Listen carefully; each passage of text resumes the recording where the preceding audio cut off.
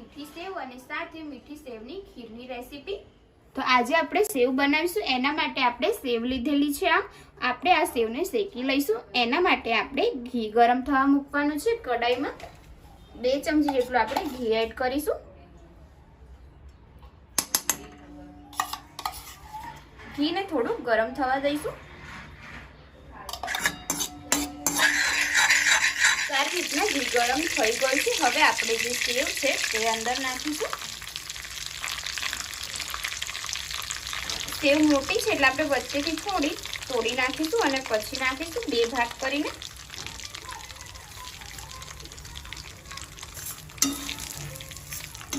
આપણે ઘીમાં એને શેકાવા દઈશું। ગોલ્ડન બ્રાઉન થવા દઈશું। આવી રીતના આપણે સેવ સરસ શેકી લઈશું ગોલ્ડન બ્રાઉન। હવે આમાંથી આપણે થોડી સેવ કાઢી લઈશું, 2 ભાગ કરી લઈશું મતલબ।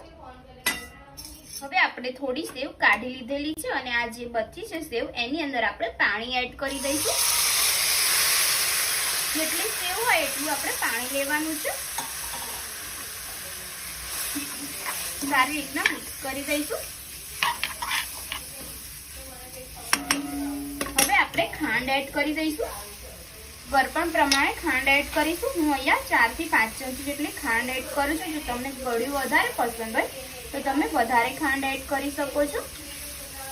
મેં અહીંયા 4 ચમચી ખાંડ એડ કરેલી છે। સારી રીતના આપણે આને મિક્સ કરતા રહીશું અને પાણી જ્યાં સુધી બળી ના જાય ત્યાં સુધી આપણે એને મિક્સ કરતા રહેવાનું છે। સારી રીતના એકદમ સેવ આપણી સરસ બફાઈ જશે અને આવી રીતના જ આપણે ગોલ્ડન બ્રાઉન કરવાની છે। તમે જોઈ શકો છો। જો તમે બહુ નહીં શેકો તો પછી સહેજ કાચા જેવી લાગશે, એટલા માટે આપણે આવી કરવાની છે। આનો ટેસ્ટ બહુ સારો આવશે।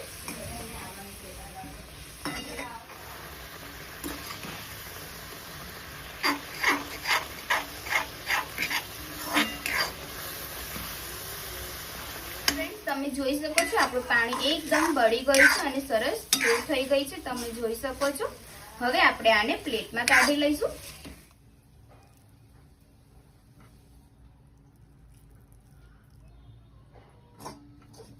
હવે આપણે મીઠી સેવ બનાવી દઈશું। એના માટે મેં 1 ગ્લાસ દૂધ લીધેલું છે।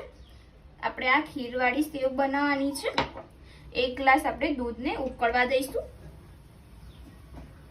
દૂધને થોડું આપણે જાડું કરીશું એટલે આપણી ખીર એકદમ સરસ બને। આ દૂધને આપણે 2 થી 3 મિનિટ માટે સરસ ઉકળવા દીધું છે। એકદમ સરસ થઈ ગયું છે। આની અંદર આપણે ઇલાયચી એડ કરીશું, 1 ઇલાયચી એડ કરીશું અને ટેસ્ટ આવે એટલા માટે તમે આની અંદર કેસર પણ એડ કરી શકો છો।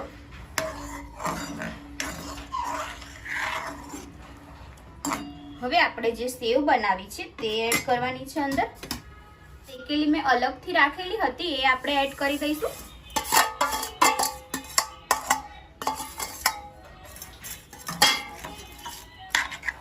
સારી રીતના આપણે મિક્સ કરવાનું છે। સાથે આપણે આની અંદર ખાંડ પણ એડ કરી દઈશું। અહીંયા હું 2 ચમચી જેટલી ખાંડ એડ કરું છું।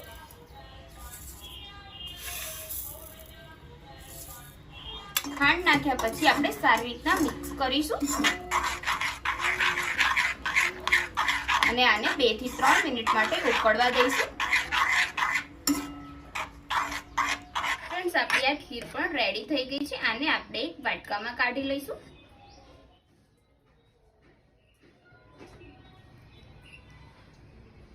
હવે જે આપણે આ ખીર બનાવી છે તેને આપણે એક વાટકીમાં કાઢી લીધી છે।